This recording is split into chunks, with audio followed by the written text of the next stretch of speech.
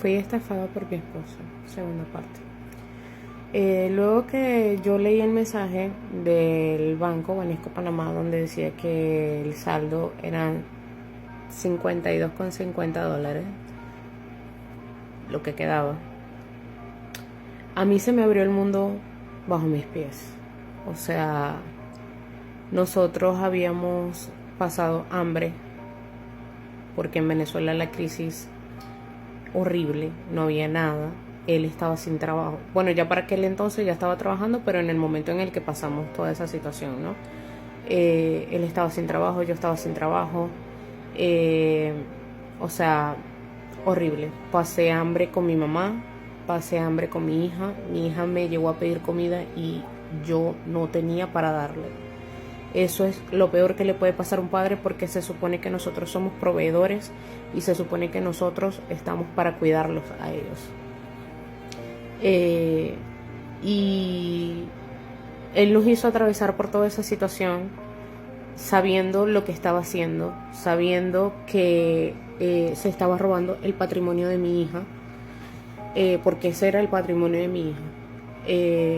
El dinero que yo tenía destinado para ella, si algo sucedía, si algo pasaba, y a él no le importó, se lo jugó todo y lo perdió. Luego que sucede eso, yo le pregunto, mira, ¿qué pasó? Llegó este correo, no sé qué tal. Él se pone en pose de víctima, me dice que no sabe qué fue lo que sucedió, que a lo mejor fue que los brokers tuvieron acceso a su cuenta y le quitaron el dinero. Yo, como no entendía muy bien la cosa, pues hasta cierto punto yo le creí, pero ya en ese punto pues yo no me quedo con nada, y yo suelo ser una persona muy inquisitiva. Entonces no me quedé solamente con lo que él me dijo. Él escribió de hecho hasta un correo al banco por fraude, o sea, fraude electrónico, desconociendo los retiros.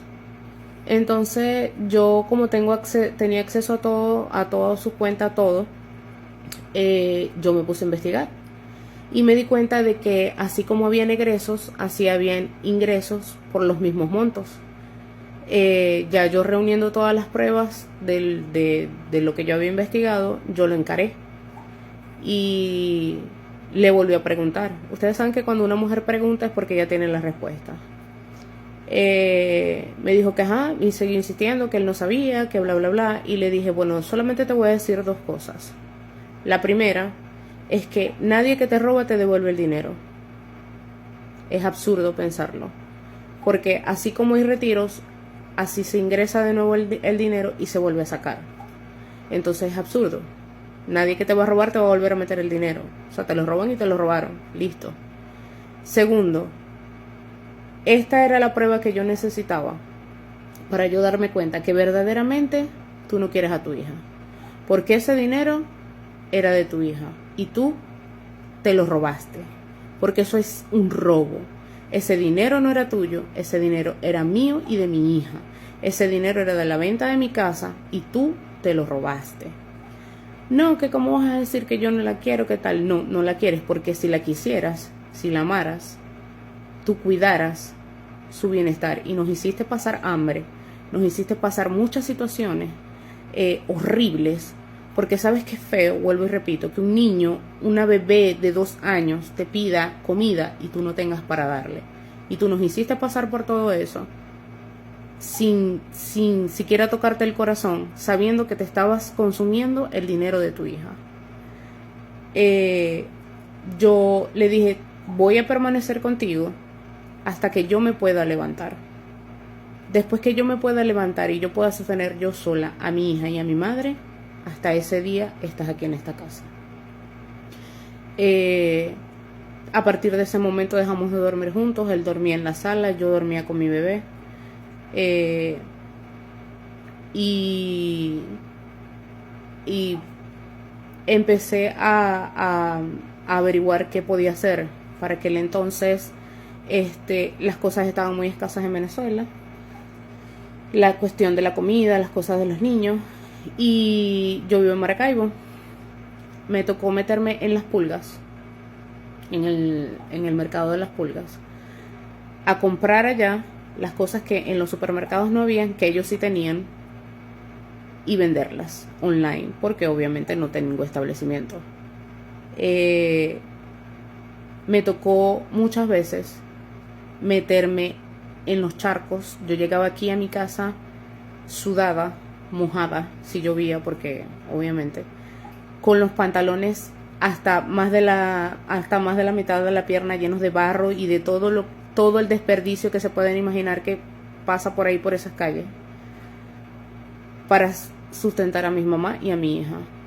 Él consiguió trabajo y tiempo después yo me di cuenta de que cuando él le pagaban el dinero, o sea, obviamente yo tenía mi dinero y yo no le pedía dinero a él. O sea, él vivía en mi casa y yo compraba todas las cosas y él se las consumía, y el dinero de su sueldo sabrá Pepe.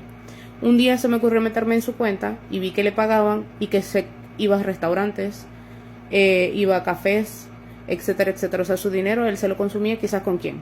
Aquí no llegaba, ni siquiera a su hija se lo daba. Hasta que le dije, ya no más. Quiero el divorcio, quiero que te vayas de mi casa, y yo soy lo suficientemente capaz económicamente de mantener a mi mamá y a mi hija.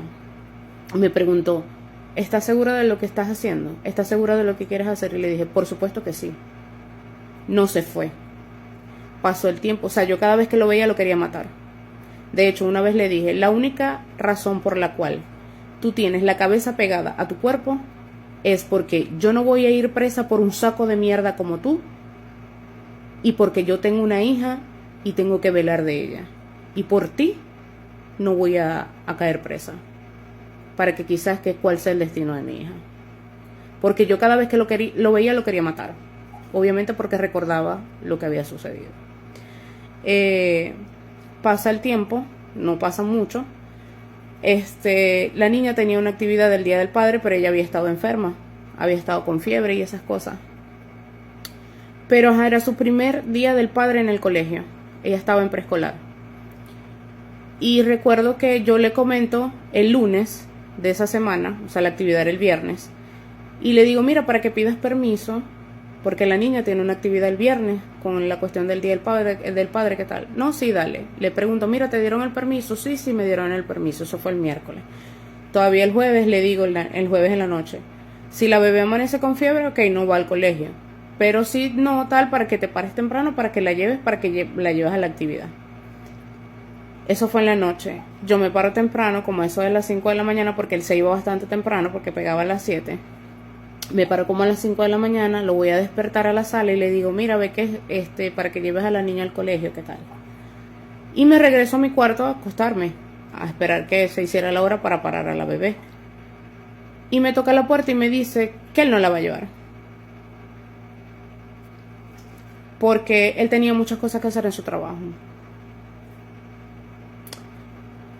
A lo que yo me quedé un rato pensando, procesando la rechera, y me paro y le digo, me lo encuentro en el pasillo de frente a mi cuarto, viniendo de la cocina.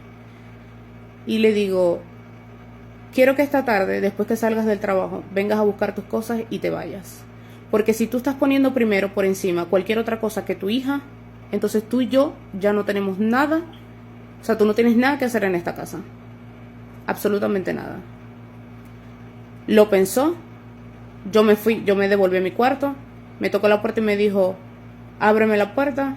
En la tarde yo vengo a recoger mis cosas y me voy. Y me parece perfecto.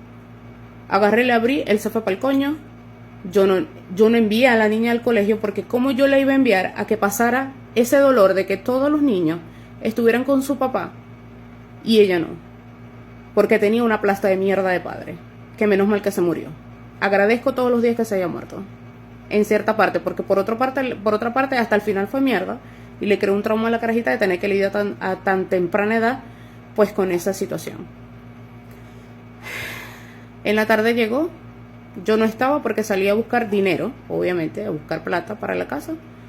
Llegó y estaba recogiendo su cosa. Ya cuando yo llegué ya las tenía la mayor parte recogidas. Se llevó todo, hasta las extensiones de luz. Tercera parte, próximo sábado.